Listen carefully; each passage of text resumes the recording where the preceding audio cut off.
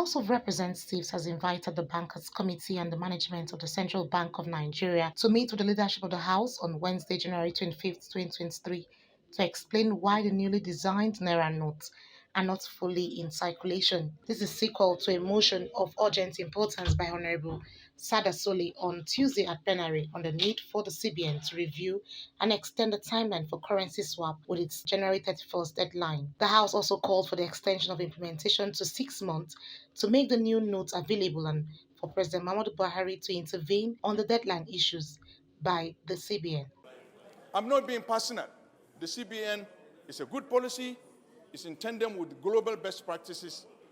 But world over, the currencies are not forced out of circulation. They are phased out of circulation. In this instance, in my own view, our currencies is being forced out circulation. And it is a known fact. The cashless policy and the currency swap of the new Naira notes have raised a lot of concerns to the growth of our economy. Mr. Speaker, there is need. The bulk Nigerian economy is driven by SME and petty traders. Therefore, there is need for some review of the policy. Sensitization is required.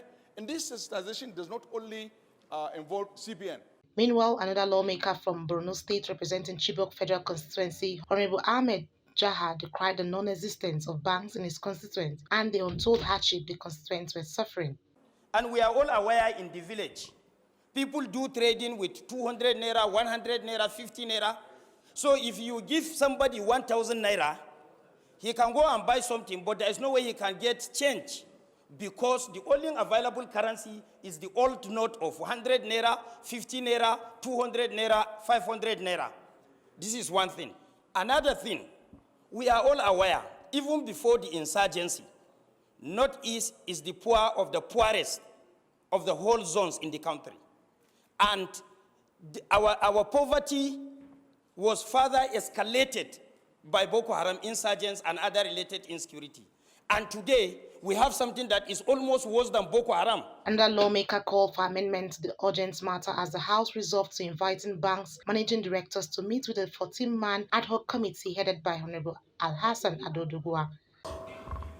From the First Amendment, because of the reasons CBN are adduced to, I would say that rather than 1 year, we'll reduce it to 6 months. That's my First Amendment. Let's move it back to 6 months. That we should gradually phase out in 6 months. Let's not take it to 1 year.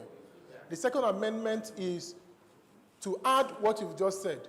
We must meet with the bank MDs today, tomorrow, because of the deadline they've put in.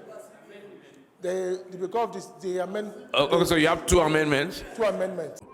So we'll set up another committee under the leadership of the House leader to meet with the operators tomorrow and then subsequently with CBN. The House, however, commended the policies, saying it will not be fair on the new government and will impact negatively on the macro economy. Annie T. Patrick, Core TV News, Abuja.